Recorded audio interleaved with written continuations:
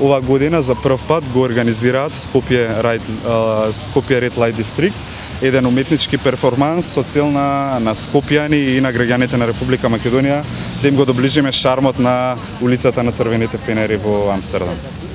Добро, претпоставам дека поентата е многу поголема од...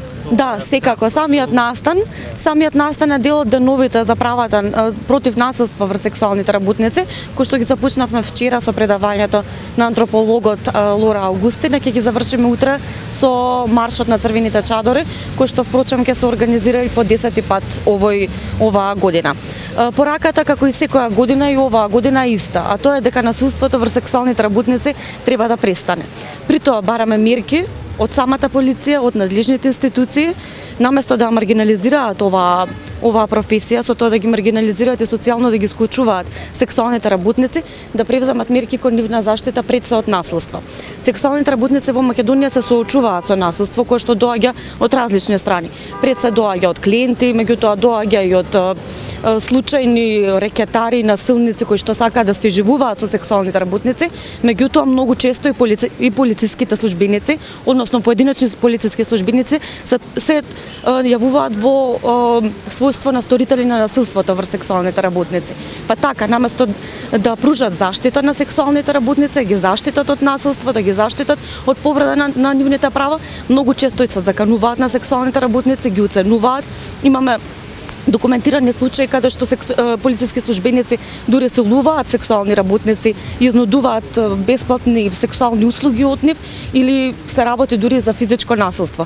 Така што нашите барања сега за сега се многу едноставни, а тоа е полицијата, а со тоа и другите органи, како што јавното обвинителство, меѓутоа и народниот правобранител кој што има надлежност да ја контролира работата на полицијата, да превземат конкретни мерки за да ги заштитат сексуалните работници од насилство. Гледаме доста полиција околу.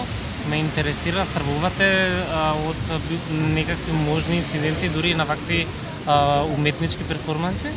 Како организатори навистина имаме уврска да преземеме соодветни мерки, првенствено да ги заштитиме девојките кои што се внатре во излозите, пред се да спречиме било какво нарушување на јавен ред и мир. Секако, како што споменавме во самата најава, ова е прво дело од ваков тип и ние навистина би сакале да го испитаме мислењето на скопјани, што скопјани мислат за ова, дали тоа е во ред, дали би сакале да имаат излози во нивниот град, дали не, и од тука како организатори, како што реков, имаме уврска соодветно да го заштитиме, односно да го обезбедиме овој настан.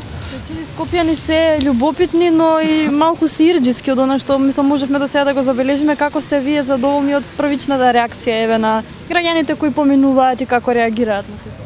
Така, нашата првична замисла како организатори на старина коалицијата беше воопшто да не го најавуваме настанот како настан, меѓутоа сепак тоа да дојде како едно изненадување за сите случајни минувачи. Овој перформанс ќе се одвива во два сегменти, односно првиот дел од 17 до 19 часот со 1 час пауза до 20 и веднаш потоа од 20 до 22 часот.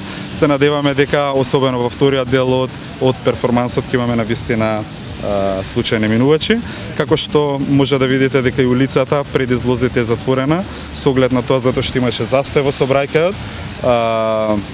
Возачите се љубопитни, застануваат, сликаат, прават селфиња и со цел, нели, и заради безбедност и на самите присутни овде, сообраќајот беше затворен од оваа страна на коловозот.